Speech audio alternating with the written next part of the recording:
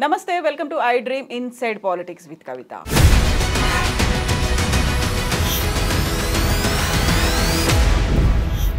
హైడ్రాతో ఎందుకంత హైడ్రామా జరుగుతోంది? కేవలం హైదరాబాద్ చెరువుల మీదే ఫోకస్ పెట్టారా? ఓవరాల్గా తెలంగాణ మీద కూడా ఫోకస్ ఉండబోతోందా? దీంతో పాటుగా కేవలం టార్గెటెడ్గా మాత్రమే కూల్చివేతలు కొనసాగుతున్నాయా? అసలు ఎవరెవరికి ఎగ్జంప్షన్స్ ఉన్నాయి? అనుమతులు ఎవరిస్తారు? ఎందుకని ఇలాంటి అంశాలని మనం మాట్లాడుకోవాల్సినటువంటి అవసరం ఏర్పడింది. మనతో పాటుగా ఉన్నారు పొలిటికల్ అనలిస్ట్, నీటి పారుదల రంగ నిపుణులు ప్రకాష్ గారు. ప్రకాష్ గారు నమస్కారం అండి. ఇప్పుడు హైడ్రా అనగానే మేము చెరువుల్ని రక్షించుకోవాలి, అక్కడ అక్రమ కట్టడాలు ఉన్నాయి, వాటిని కూల్ చేయాలి అంటారు. సుప్రీంకోర్టులు నోటీసులు ఇవన్నీ ఎప్పటి నుంచో ఉన్నప్పటికీ కూడా ఇప్పుడు వచ్చినటువంటి హైడ్రా తర్వాత ఎందుకని ఇంత పెద్ద ఎత్తున చర్చ? అది కూడా కేవలం బీఆర్ఎస్ వాళ్ళనే టార్గెట్ చేస్తున్నారు, లేకపోతే ఒక పెద్ద తలకాయ లేకుంటే ఒక పెద్ద పర్సనాలిటీ నాగార్జున ఐన్ కన్వెన్షన్ సెంటర్ దీని మీదే ఫోకస్ ఉందా? ఎలా చూస్తున్నారు అసలు?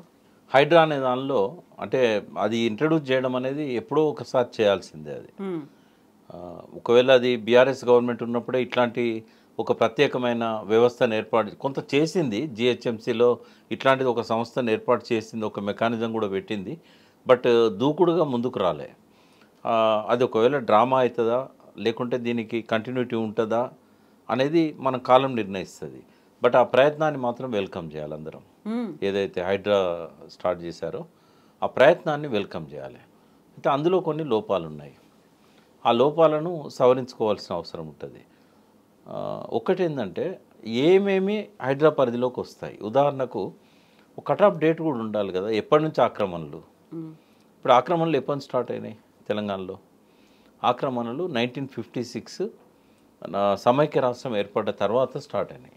అంతకంటే ముందు ఆక్రమణలు లేవు. ఎందుకు లేవు అంటే నిజాం పీరియడ్లో కానీ ఆ తర్వాత కానీ బూర్గుల రామకృష్ణారావు గవర్నమెంట్ ఉన్నప్పుడు కానీ హైదరాబాద్ మీద ఇంత ఒత్తిడి లేదు. అప్పుడు ఉండేది హార్డ్లీ నేను అనుకుంటా అప్పుడు 1931లో 4 lakhs జనాభా హైదరాబాద్ సిటీది. మెల్లమెల్లగా పెరుగుతూ వచ్చింది, కానీ ఆ పెరగడం 56 తర్వాత స్టార్ట్ అయింది. 56 కంటే ముందు జనాభా పెద్ద ఎత్తున పెరగలేదు. ఎప్పుడైతే జనాభా పెరుగుతూ పోయిందో చెరువులన్నింటినీ కూడా ఆక్రమించడం అనేది మొదలైంది. ఒక చెరువులే కాదు, అందమైన ఉద్యానవనాలు హైదరాబాద్లో ఉండేటి. ఇప్పుడు బాగ్ అని అంటారు కదా, బాగ్ అంటే జామ్ బాగ్ అన్నాం. జామ్ బాగ్లో ఉద్యానవనం ఉన్నదా ఇప్పుడు? పోనీ అటువంటి స్థలం ఏమైనా కనబడుతుందా ఎక్కడన్నా? ఎక్కడ లేదు. ఈ బాగ్ల పేరు మీద మనం ఎక్కడ వెతికినా కూడా ఆ స్థలాలన్నీ పోయినాయి, కబ్జాలు అయినాయి. అంటే ఉద్యానవనాల కోసం పెట్టిన స్థలాలు మాయమైపోయినాయి. తర్వాత జలాశయాలన్నీ దాదాపుగా సర్వేలో తేలింది ఏంటంటే సమైక్య రాష్ట్రంలో జరిగిన సర్వేలో 800కు పైన చెరువులు అప్పటికి ఉండే. ఇది 80-90 మధ్యకాలంలో చేసిన సర్వేలో 800కు పైన ఉండే. సరే, చాలామంది ప్రముఖులు ఏమంటున్నారంటే 3000 చెరువులు ఉండేది అనేది. అదే అవన్నీ హైదరాబాద్ సరౌండింగ్ అంతా కలిపితే అవుతాయేమో. బట్ హైదరాబాద్ సిటీ అండ్ చుట్టుపక్కల ఇవాళ ఏదైతే ఔటర్ రింగ్ రోడ్డు దానికి అటువైపు ఇటువైపు ఉన్నాయన్నీ కలిపితే మనకు ఒక 800 ఉండేది.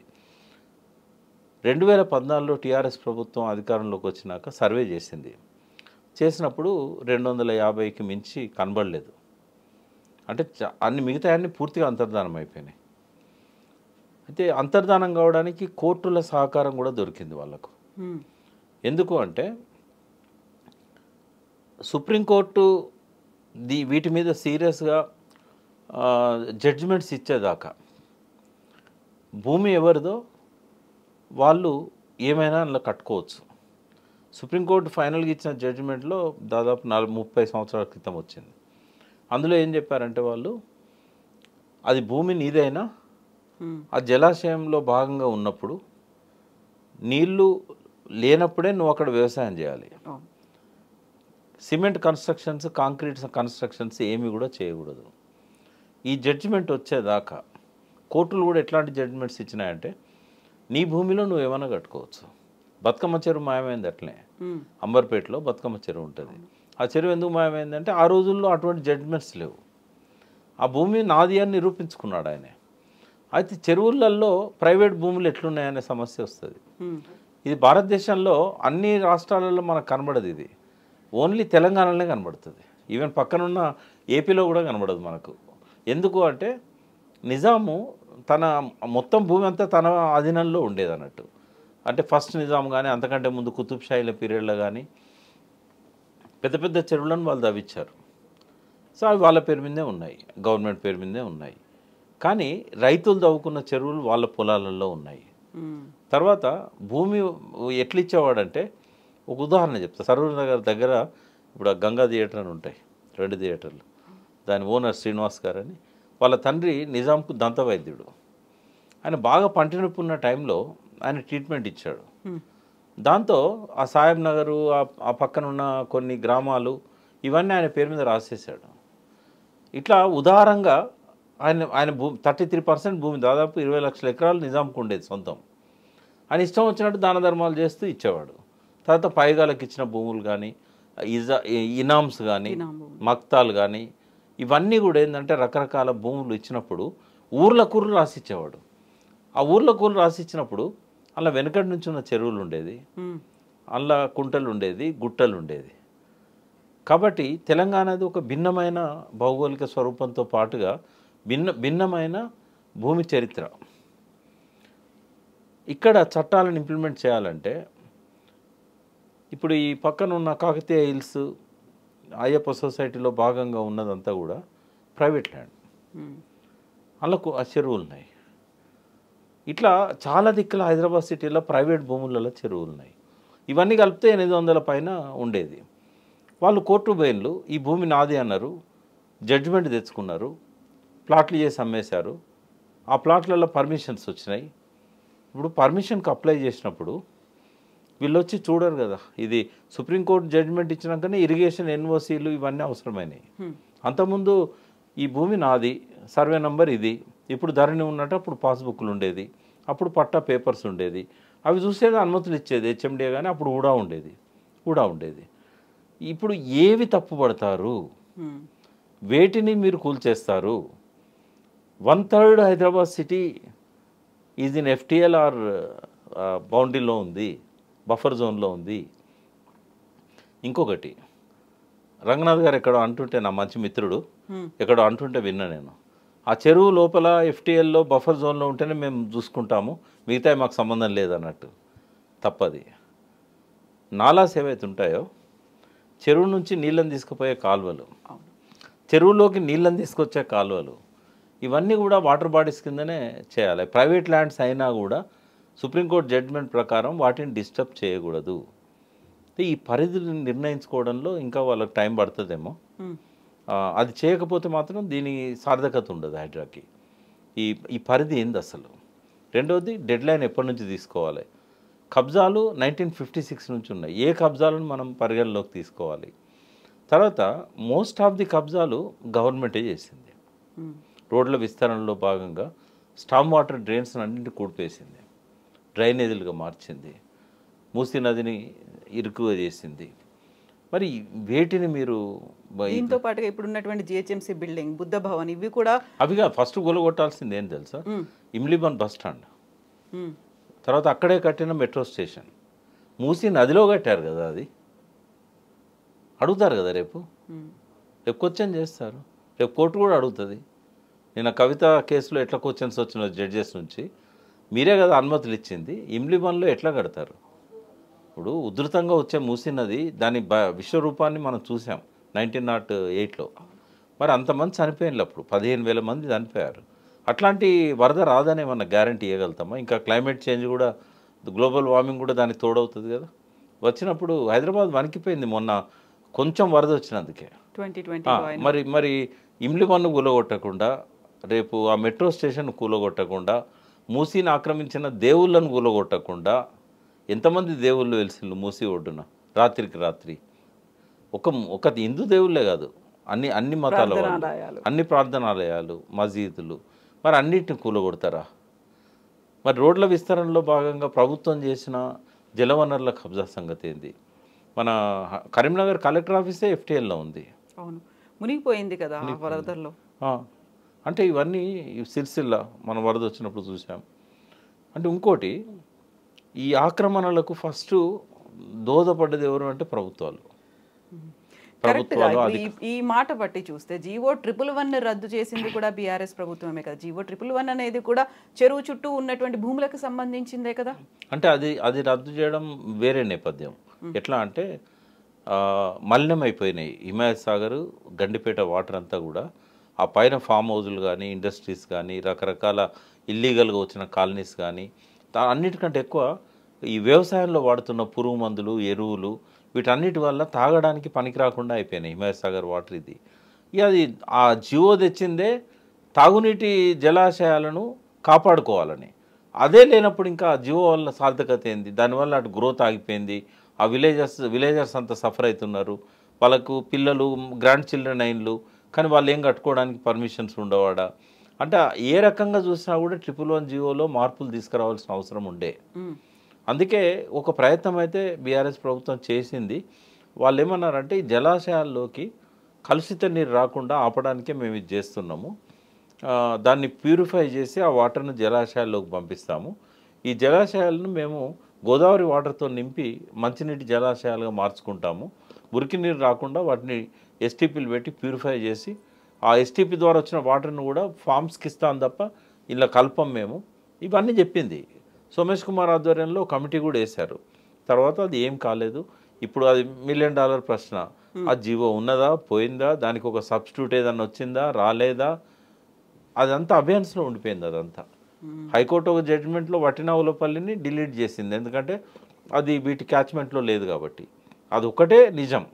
111 జీవో పరిస్థితి ఏందనేది ఇప్పుడున్న రేవంత్ రెడ్డి సర్కారే దాని మీద క్లారిటీ ఇవ్వాల్సిన అవసరం ఉంది. బట్ ఏది ఏమైనా హైడ్రా అనేది ఉండాలి. అది కేవలం తెలంగాణలో సిటీలకే పరిమితం కాకూడదు, మొత్తం తెలంగాణకు వర్తించేటట్టు ఉండాలి. తర్వాత ఇప్పుడు హైడ్రా చట్టబద్ధత లేదు. ఇప్పుడు ఎవరు హైకోర్టు పోయినా కూడా హైడ్రా తప్పవుతుంది, స్టే వస్తుంది. ఎందుకంటే హైడ్రాకి ఇంతవరకు చట్టబద్ధత రాలేదు. వాళ్ళు ఎవరు కూలగొట్టడానికి. రెండవది ఏంటంటే ముందు దాన్ని అసెంబ్లీలో ఒక చట్టం తీసుకొచ్చి ఆ చట్టం ద్వారా ఈ పరిధులన్నీ డిసైడ్ చేయాలి. అప్పుడు అపోహలు ఉండవు. రెండవది ఏంటంటే ఈ ఇంప్లిమెంట్ చేసే క్రమంలో పేద ప్రజలను, బస్తీలను కూడా టార్గెట్ చేస్తారా, అమాయకులను కూడా బలి చేస్తారా? ఎగ్జామ్షన్స్ ఏమున్నాయి? విద్యా వైద్యానికి ఎగ్జామ్షన్స్ ఉన్నాయి. అక్కడ హాస్పిటల్స్ కట్టాము, స్కూల్స్ కట్టాము అంటే దేనికి ఎగ్జామ్షన్ ఉండకూడదు. జలవని ఇప్పుడు నేను మొత్తం భారతదేశంలో వర్షాధార నదులకు చైర్మన్గా ఉన్నాను. నేను Indian peninsular river basin council chairman. ఏ రాష్ట్రంలో పోయినా నేను మంత్రులతో డయాస్ షేర్ చేసుకుంటున్న వాళ్ళు, ఏ పార్టీ వాళ్ళైనా ఒకటే చెప్తున్నాం, జలాశయాల పరిరక్షణ అనేది భవిష్యత్ తరాల కోసం. ఈ నేచర్ను మనం కాపాడడానికి వచ్చాం తప్ప కలుషితం చేయడానికో నాశనం చేయడానికో రాలేదు. కాబట్టి నదులను నదుల్లాగానే పరిరక్షించాలి అన్నప్పుడు మనం కొన్ని మినహాయింపులు ఎక్కడ ఇవ్వాల్సి ఉంటుందంటే, చట్టం సరిగా లేక, చట్టాన్ని ఇంప్లిమెంట్ చేసే అధికారులు సరిగా లేక, పేద ప్రజలు ఎక్కడైతే బస్తీలు వేసుకొని కట్టుకొని ఉన్నారో వాళ్ళ ఆక్రమించిన జలాశయాలను కూడా మళ్ళీ రివైవ్ చేయాలని మేము చెప్తాం. కానీ హార్ష్గా కాదు, పోయి బుల్డోజర్లు పెట్టి కూలగొట్టి కాదు, ఐడెంటిఫై చేయాలి. ఇది రేవంత్ రెడ్డి గారు కూడా వినాలి. ఎందుకంటే ఓల్డ్ సిటీలో కానీ, హైదరాబాద్ సిటీలో కానీ దాదాపుగా 2000 బస్తీలు ఉన్నాయి. ఈ 2000 బస్తీలలో చాలా వరకు నాలాల మీద కట్టారు, జలాశయాల మీద కట్టారు, ఎఫ్టీఎల్లలో కట్టారు, బఫర్ జోన్లలో కట్టారు. వీళ్ళని ఐడెంటిఫై చేసి వీళ్ళకు ఒక మంచి నివాసయోగ్యమైన బహుళ అంతస్తుల భవనాలను బాంబే పద్ధతిలో కట్టి ఇవ్వాలి వాళ్ళకి. ఉదాహరణ చెప్తాను నేను. ఇప్పుడు బఫర్ జోన్ కొంచెమే ఉంటుంది. ఆ బఫర్ జోన్ కింద ఉన్న ఖాళీ ప్లేస్లలో బస్తీ పడుతుంది. ఆ బస్తీ సపోజ్ అక్కడ ఒక 1000 ఇండ్లు ఉన్నాయి, 1000 గుడిసెలు ఉన్నాయి, లేదా 500 గుడిసెలు ఉన్నాయి, ఒక 3 ఎకరాల స్థలం ఉన్నది. దాన్ని ఏం చేయాలంటే ఒక 20 అంతస్తులో 30 అంతస్తులో బిల్డింగ్స్ అక్కడ ప్లాన్ చేయాలి. రూపాయి ఖర్చు లేకుండా షేరింగ్ బేసిస్లో 50-50 డెవలప్మెంట్కి ఇవ్వాలి. బాంబేలో జరిగింది అదే. స్లమ్స్ అన్నీ కూడా బిల్డింగ్స్ ఎట్లయినాయి అక్కడ అంటే అక్కడ జాగాను ఐడెంటిఫై చేసి బిల్డర్స్ని ఇన్వైట్ చేశారు. 50% మీరు అమ్ముకోండి, కట్టి 50% వీళ్ళకి ఇవ్వండి. ఏ ఫ్యామిలీస్ని అయితే ఐడెంటిఫై చేశారో ఆ ఫ్యామిలీస్కి ఆ ఇండ్లు వచ్చేటట్టుగా, వేరే వాళ్ళకి కాదు. ఈ రకంగా అది చేయగలిగితే ఈ నాలాలను మళ్ళీ మనం రివైవ్ చేయగలుగుతాము. అయితే షార్ట్కట్ మెథడ్స్ కోసం కేటీఆర్ గారు ఏం చేశారంటే 2 సార్లు వరదలు వచ్చినాయి, భారీ వరదలు. ఆ చరిత్ర ఎన్నడూ ఎరగని వరదలు అవి హైదరాబాద్ సిటీలో. రెయిన్ఫాల్ కూడా అట్నే వచ్చింది. ఎప్పుడైతే అట్లా వచ్చిందో దాదాపు మనకు 1000 మిల్లీమీటర్స్ ఇట్లా ఒక్కరోజు పడ్డా వర్షాలు, 800 ఇట్లా వచ్చినప్పుడు అప్పుడు ఏమైంది, ఒక వరదల్లోనేమో 65 మంది 70 మంది చనిపోయారు. ఇంకో వరదల్లో కూడా దాదాపు 50 మంది పైన చనిపోయారు. ఆయన ఆలోచించి ఏం చేశాడు, కొంతమంది విషయ పరిజ్ఞానం ఉన్న వాళ్ళని కూర్చోబెట్టుకొని అయిపోయినాయి బిల్డింగ్స్ అన్నీ అయిపోయినాయి. పెద్ద పెద్ద బిల్డింగ్స్ బాచుపల్లి కానీ ఇట్లాంటి కాడ 13 అంతస్తులు 20 అంతస్తుల బిల్డింగ్స్ వచ్చేసినాయి. ఇప్పుడు అవన్నీ కూలగొట్టలేము, ఆల్టర్నేటివ్ ఏమున్నది అని ఏం చేశాడంటే రోడ్లు ఉంటాయి కదా, రోడ్లను ముందు డిస్మాంటిల్ చేశాడు. చేసి రోడ్ల కింద పెద్ద పెద్ద కాలువలు తవ్వారు, మా పైన స్లాబ్ వేశారు.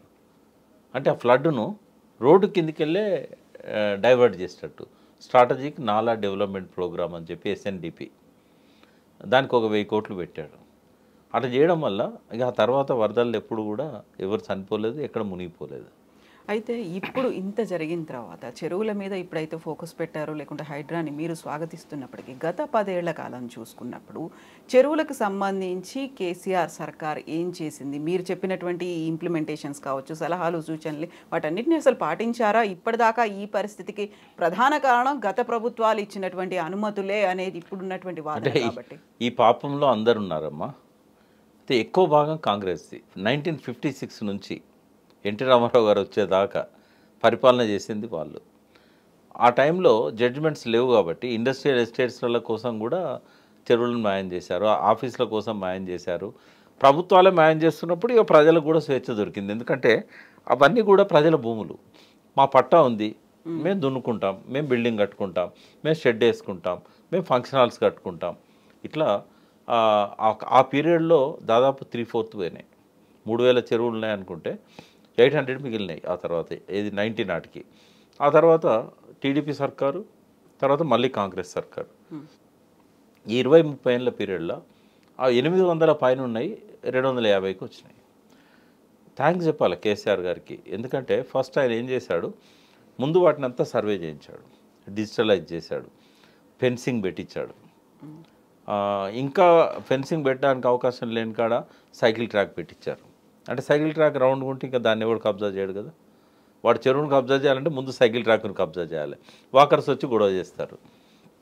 ఇవి చేయడం వల్ల సిటీలో ఇవాళ చెరువులు దక్కినాయి. చాలామంది అంటున్నట్టుగా బీఆర్ఎస్ ప్రభుత్వంలోనే చాలా చెరువులు మాయమైనాయి అనేదాన్ని నేను వ్యతిరేకిస్తాను. నేను జలవనరుల శాఖ చైర్మన్ ఉన్నప్పుడు కూడా నేను ప్రతిదీ పరిశీలించాను. ఎక్కడ తప్పు చేసింది బీఆర్ఎస్ అనేది నేను చెప్తాను. ఇది మంచి చేసింది, చెరువులో ఫెన్సింగ్ వేయడము అవన్నీ చేయడం అదంతా కూడా చేసింది. అయితే కొంతమంది అధికారులు దశాబ్దాల నుంచి పాతుకపోయిన వాళ్ళు ఉన్నారు. ఈ జిహెచ్ఎంసీల వాటర్ బాడీకి సంబంధించిన దానిలో ఇన్ఛార్జీలుగా, సూపరింటెండింగ్ ఇంజనీర్స్గా, ఈఈలుగా వీళ్ళకి నెక్సెస్ ఉన్నది బిల్డర్స్తోని. ఎక్కడెక్కడైతే బిల్డర్స్ FTLలో కానీ బఫర్ జోన్లలో కానీ పర్మిషన్లు అడిగారో కొన్ని మినహాయింపులతోని వాళ్ళకు అనుమతులు ఇచ్చారు. అది బీఆర్ఎస్ చేసిన తప్పు. అది హైలీ పొలిటికల్ ఇన్ఫ్లుయెన్స్ ఉన్న వాళ్ళ ద్వారా జరిగినాయి అవి. ఉదాహరణ మైనంపల్లి సోదరుడు ఇక్కడ కామన్ చెరువు కింద, మైసమ్మ చెరువు కామన్ చెరువు మధ్యలో ఉన్న ప్లేస్లో ఆయన ల్యాండ్ కొనుక్కున్నాడు. ఆ ల్యాండ్ పట్టా ల్యాండే, కానీ నాలో ఉంది, బఫర్ జోన్ ఉంది అని మళ్ళీ వాసవి వాళ్ళకి అమ్మాడు. వాళ్ళు ఏం చేస్తారు, డాక్యుమెంట్స్ కరెక్ట్ ఉన్నాయి కదా కొనేస్తారు. కానీ తర్వాత ఇరిగేషన్ వాళ్ళు అప్పుడు ఏదో చూచున్నట్టు వదిలేస్తారు. ఇప్పుడు హైదరాబాద్ వచ్చిన తర్వాత వాళ్ళు ప్రెస్ మీట్ పెట్టి చెప్పాల్సి వచ్చింది, మేము ఎక్కడ కూడా ఆక్రమించలేదు, మేము పట్టా కాయిదాలు చూసుకున్నాం. కొన్నావు కానీ నీ కన్స్ట్రక్షన్ ఏరియాలోనే నాలాలు ఉన్నాయి, నీ కన్స్ట్రక్షన్ ఏరియాలోనే బఫర్ జోన్ ఉంది, మరి అప్పుడు ఎందుకు ఇచ్చారు అంటే కేటీఆర్ గారు అప్పుడు మున్సిపల్ అడ్మినిస్ట్రేషన్ అర్బన్ డెవలప్మెంట్ మొత్తం 10 ఏళ్ళు ఆయన చేతిలో ఉంది. ఈయన పార్టీ ఎమ్మెల్యేనే కాదు నగరానికి అధ్యక్షుడు. ఎట్లా కాదంటాడు? ఈ ఒత్తిళ్ళ వల్ల కొన్ని తప్పులు టీఆర్ఎస్ చేసింది. అసలే భాగం లేదని నేను అన్నా. మనం ఏం చేద్దామంటే 2014 కంటే ముందు NRSA నుంచి మ్యాప్స్ తీసుకుందాం. ఈ 2024 ఎన్ఆర్ఎస్ఏ మ్యాప్స్ తీసుకుందాం. చాలా క్లియర్గా ప్రతి చెరువులో టీఆర్ఎస్ చేసిన పాపం ఏందనేది బయటపడుతుంది. ఇది కంపేర్ చేస్తే టీడీపీ కాంగ్రెస్ చేసిన దానిలో 10% కాదు అనేది నేను చెప్పదలుచుకుంది. వీళ్ళేం పవిత్రులని నేను చెప్పను, చాలా జరిగినాయి. కానీ ఎవరైతే ఇన్ఫ్లుయెన్స్డ్ పర్సన్స్ ఉన్నారో వాళ్ళు చేశారు. కాకుండా ఇప్పుడు ఉన్నటువంటి ఈ పరిస్థితికి అందరూ చేసింది ప్రధాన కారణం అనుకుంటే, ఇప్పుడు ఇక్కడ నుంచి ఇలాంటి పరిస్థితి రాకుండా ఉండాలి, కనీసం ఉన్నటువంటి చెరువులనైనా జాగ్రత్తగా కాపాడుకోవాలి, మాయం అయిపోకుండా అవి మరణించకుండా చూడాలి అనుకుంటే ఏం జరగాలంటారు? అంటే ఇది ప్రజల్లో చైతన్యం ఉంటే అవుతుంది. ఒక రేవంత్ రెడ్డి నిజంగానే చేయాలని ఆయన అనుకున్నా కూడా దింపేస్తారు ఆయన్ని.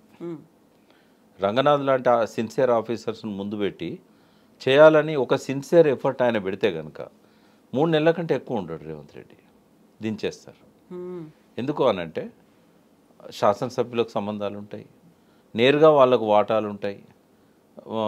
ఒకటి గుర్తుపెట్టుకోండి, ఎక్కడైనా చెరువులో ఆక్రమణ జరిగిందంటే స్థానిక ఎమ్మెల్యేకి తెలియకుండా జరగదు. అక్కడ కట్టే అపార్ట్మెంట్లు కానీ విల్లాస్లలో కానీ వాళ్ళకి షేర్ ఇవ్వకుండా అస్సలే జరగదు. ఎందుకంటే అధికారులు చాలా స్ట్రిక్ట్ ఉంటారు, కానీ పొలిటికల్ లీడర్స్ వాళ్ళను ఓవర్ పవర్ చేస్తారు, మినిస్టర్లతో కూడా అట్లా చేయిస్తారు. ఇంకా అక్కడ సెంట్రలైజ్డ్ పవర్ ఉండేది టీఆర్ఎస్లో. అన్లెస్ కేటీఆర్ కనుక డిసిషన్ తీసుకోకపోతే ఏది జరిగేది కాదు. కానీ ఇక్కడ ఎవరికి వాళ్ళే హీరోలు కదా కాంగ్రెస్లో. స్థానిక కార్పొరేటర్ దగ్గర నుంచి రేవంత్ రెడ్డి దాకా అధికారులు అందరికీ భయపడాల్సిందే. అప్పుడు అట్లా లేకుండే, ఎంత పెద్ద అధికారి అయినా కూడా మీరు కేటీఆర్తో ఫోన్ చేయించండి అని చెప్పేవాడు. కానీ ఇప్పుడు అట్లా కాదు, స్థానిక కార్పొరేటర్ కూడా పోయి బెదిరించే పరిస్థితి వచ్చింది. కాబట్టి ఇంకెక్కువ కబ్జాలు అవుతాయి. హైడ్రాన్ కనుక ఆయన జాగ్రత్త చేయాలనుకున్నట్టయితే ఈ నియమాలు కరెక్ట్గా పెట్టుకోవాలి, అఖిలపక్షాన్ని పరిగణలోకి తీసుకొని వాళ్ళందరూ ఒపీనియన్స్ తీసుకోవాలి. తర్వాత సిటిజన్స్ కమిటీలు ఉన్నాయి, తర్వాత వెల్ఫేర్ అసోసియేషన్స్ ఉన్నాయి. పేదలను హరాజ్ చేయకుండా వాళ్ళకి ఆల్టర్నేటివ్ ఏర్పాటు చేయాలి. ఎవరైతే బిల్డింగ్స్ కట్టారో ఓవర్ నైట్లో కూలగొట్టకుండా వాటి మీద ఏమైనా కోర్టు కేసులు ఉన్నాయా, ఇందులో అధికారుల లోపాలు ఏమున్నాయి, పర్మిషన్లు తీసుకొని కట్టారా తీసుకోకుండా కట్టారా, ఇవన్నీ కూడా మ్యాటర్ అవుతాయి. ఒకటి ఏంటంటే పర్మిషన్లు తీసుకోకుండా కట్టిన రంగనాథ్ గారు అంటున్నారు, పర్మిషన్లు తీసుకోకుండా ఆక్రమించి కట్టిన వాటిని మేము కూలగొట్టే అధికారం ఉంది అన్నారు. అది తప్పు. పర్మిషన్లు తీసుకోకపోయినా కూడా ఒక ప్రాపర్టీ అక్కడ వచ్చింది అని అంటే అది కూలగొట్టే రైట్ లేదు, కోర్టు ద్వారా ఆర్డర్ తేవాల్సిందే. అది ఆయన సరి చేసుకోవాల్సిన అవసరం ఉంది. లీగల్గా కోర్టులు స్టే ఇస్తాయి వాటికి. దుర్గం చెరువు మీద ఎప్పుడో కోర్టు జడ్జిమెంట్ ఉంది. దాదాపు 3/4 దుర్గం చెరువుని అంతా కూడా బిల్డింగ్స్ కట్టేశారు. వాళ్ళను అవన్నీ కూల్చేయమని చెప్పి ఆర్డర్స్ ఉన్నాయి, వాళ్ళని తీసేయాలి అక్కడి నుంచి అని చెప్పి, చెరువుని రివైవ్ చేయాలని ఉన్నాయి. బట్ ఏ ప్రభుత్వం అయినా సాహసం చేస్తుందా? చేస్తే ఆ ప్రభుత్వం బట్టగట్టగలుగుతుందా, మనగలుగుతుందా? ఇంకోటి రాబోయే 2 years లోపలనే 2 years కూడా లేవనుకుంటా జిహెచ్ఎంసీ ఎలక్షన్స్. ఇప్పుడు ఏం చేశాడు ఆయన, మున్సిపాలిటీలను కార్పొరేషన్లను అన్నిటిలా తీసుకొచ్చినప్పుడు ఓఆర్ఆర్ కాకుండా ఓఆర్ఆర్కు బయట ఉన్నాయి కూడా మున్సిపల్ ఏరియా కింద ఉన్నాయి. ఇప్పుడు శంషాబాద్ మున్సిపాలిటీ ఉంది, శంషాబాద్ ఓఆర్ఆర్ కవతలు కూడా గ్రామాలు ఉన్నాయి. అట్లాగే మొన్న అమీన్పూర్ ఇవన్నీ ఉన్నాయి. ఎప్పుడైతే ఇవన్నీ కూడా ఒకే గ్రేటర్ హైదరాబాద్ కిందికి వస్తాయో మరి దాదాపుగా 800 చెరువులను రివైవ్ చేయాల్సిన బాధ్యత కూడా ఈ హైడ్రా మీద పడుతుంది. పడప్పుడు ఎట్లా సాధ్యమవుతుంది? మరి రేపు ఎలక్షన్స్ను వదులుకోదలుచుకుంటేనే ఆ పని చేయాలి. జిహెచ్ఎంసీలో ఒకవేళ వదులుకున్నారనుకో రేవంత్ రెడ్డి బాధ్యుడు అని చెప్పి దించేస్తారు. అంటే ముఖ్యమంత్రి ఎంతగానో తెగించవచ్చు, కానీ తన కుర్చీ పోతుందంటే మాత్రం ఆయన తెగించడు. ఎందుకంటే ఆ కుర్చీ కోసం ఏం చేయడానికైనా రేవంత్ రెడ్డి సిద్ధం.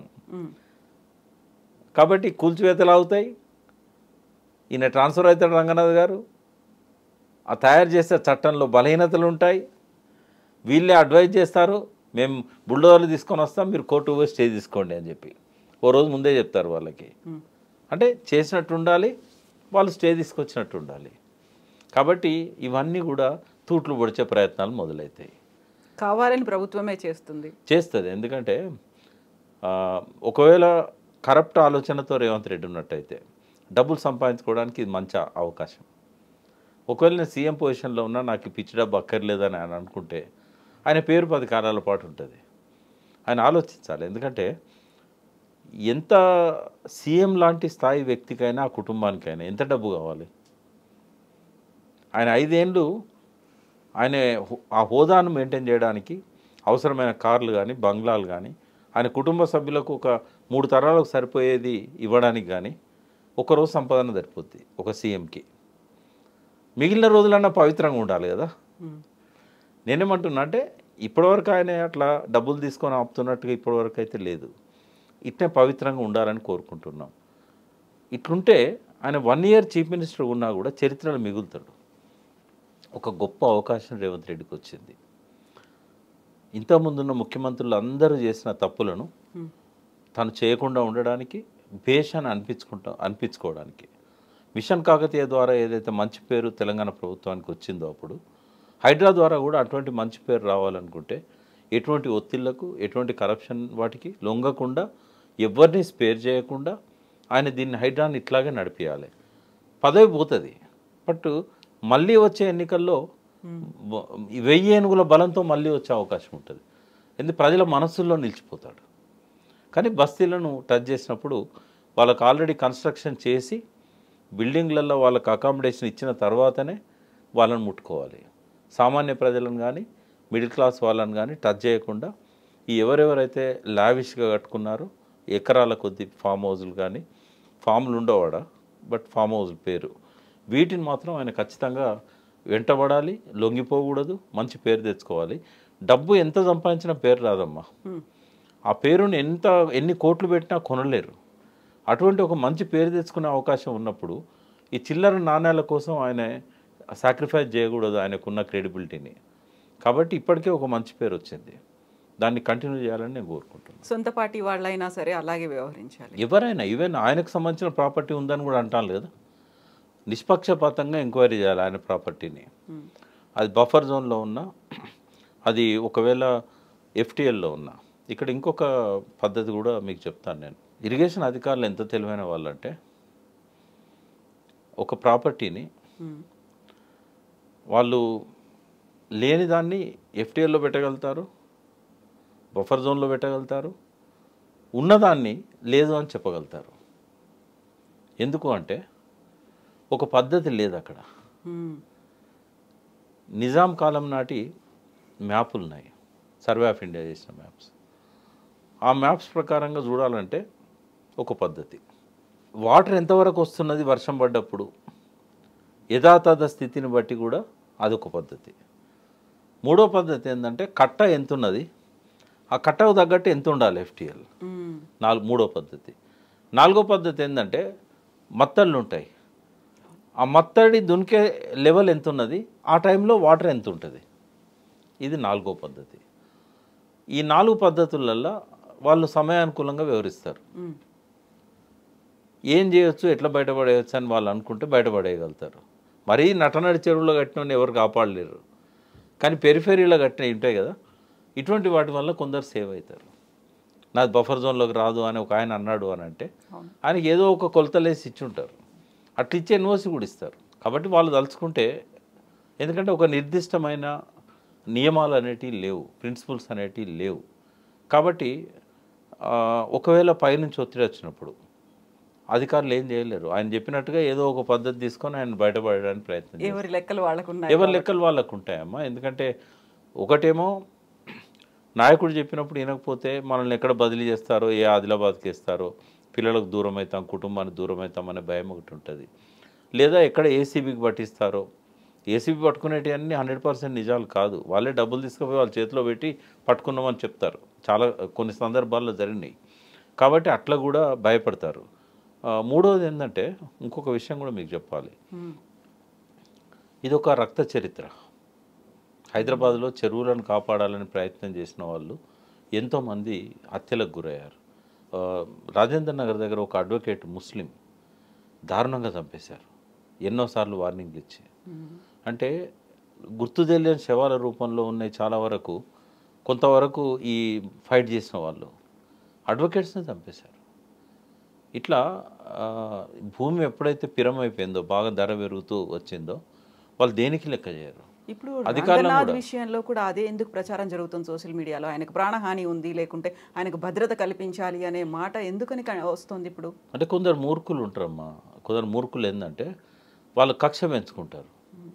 నా ప్రాపర్టీని కూల్చేస్తాడా, వాడిని వదిలేది లేదు, మందు తాగి అందరి ముందు ఛాలెంజ్ చేస్తారు, వాని అంతం చూస్తాను. అట్లాంటి మూర్ఖుల వల్ల ప్రాణహాని ఉంటుంది రంగనాథ్ గారికి. అందుకే సెక్యూరిటీని టైటన్ చేశారు. ఇది రంగనాథ్ లాంటి వాళ్ళకి ప్రాణహాని ఉంటే ఇరిగేషన్ అధికారులకు ఉండదా? వాడు ఒకళ్ళు సంతకం పెట్టనంటే భయంతో, కొంతమంది డబ్బుతో, కరప్షన్తోనే. అందరు అట్లుంటారని నేను అనను. చాలామంది సిన్సియర్ అధికారులు ఇరిగేషన్లో ఉన్నారు. ఎంత డబ్బు ఇచ్చినా ప్రలోభాలకు గురి కాకుండా చేసే వాళ్ళు ఉన్నారు. వాళ్ళ చేతుల్లో చెరువులు చాలా కాపాడబడ్డాయి.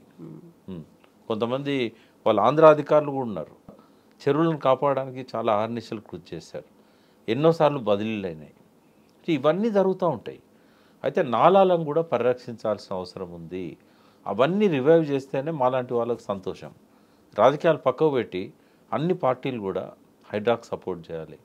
తర్వాత అఖిలపక్ష సమావేశంలో దీని విధి విధానాలను, నియమాలను తయారు చేసి అసెంబ్లీలో చర్చించి ప్రతిపక్షాలు ఇచ్చే సూచనలు కూడా తీసుకొని అప్పుడు ముందుకు పోవాలి. తర్వాత విక్టిమైజేషన్ చేయకూడదు, ఎవరిని విక్టిమైజ్ చేయకూడదు. ఇంకొకటి గౌరవప్రదమైన పద్ధతి ఏంటంటే ఈ రాత్రి బుల్డోజర్లు పట్టుకొని పోయి కూలగొడతామని కాకుండా వాళ్ళ సమక్షంలోనే అధికారులను తీసుకుపోయి ఓవైసీ గారు మీది ఎఫ్టీఎల్లో ఉంది, అన్ని రకాలుగా నిర్ధారణ అయింది, మీకు ఎంత సమయం కావాలి ఈ కాలేజీని షిఫ్ట్ చేయడానికి, రాత్రి కూలగొట్టద్దు, కోర్టు కూడా ఆయన పోయే అవకాశం ఇవ్వద్దు, మీరు ప్రజానాయకుడు, మీ మసక బారకూడదు, మీ ప్రతిష్ట కూడా.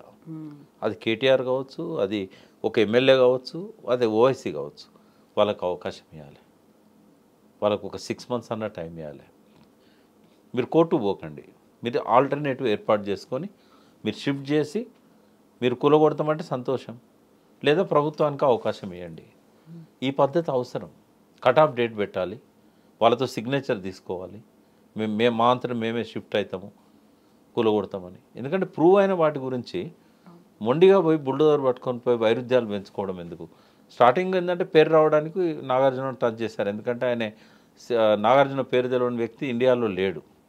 కాబట్టి నాగార్జునదే కూలగొట్టాడు అని అంటే రేవంత్ రెడ్డి ప్రతిభ ఎక్కడికో పోయింది ఆకాశానికి.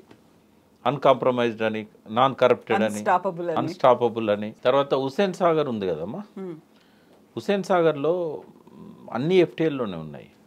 దాని విస్తీర్ణం చాలా పెద్దది. అవన్నీ కూడా కూలగొట్టగలుగుతారా? ఇప్పుడు లేదు కదా. కాబట్టి అఖిలపక్ష సమావేశంలోనే ఒక డిసిషన్ తీసుకోవాలి. ఇంతకుముందు ప్రభుత్వం ఏర్పాటు చేసిన ఏవైతే ఉన్నాయో వాటికి ప్రొటెక్షన్ ఇవ్వాలి. ఏవైతే ఫ్లోస్ను అడ్డుకుంటున్నాయో ఆ ప్రభుత్వం ఏర్పాటు చేసిన అయినా కూడా వాటికి కూలగొట్టాలి. ఇట్లాంటి విధి విధానాలన్నీ కూడా బహుళ అంతస్తుల భవనాలు ఇప్పుడు కొత్తగా వచ్చేటివి ఉన్నాయి కదా, వాటి నిర్దాక్షిణ్యంగా వాళ్ళకి ఎన్ఓసి ఇచ్చినా కూడా క్యాన్సిల్ చేయాలి.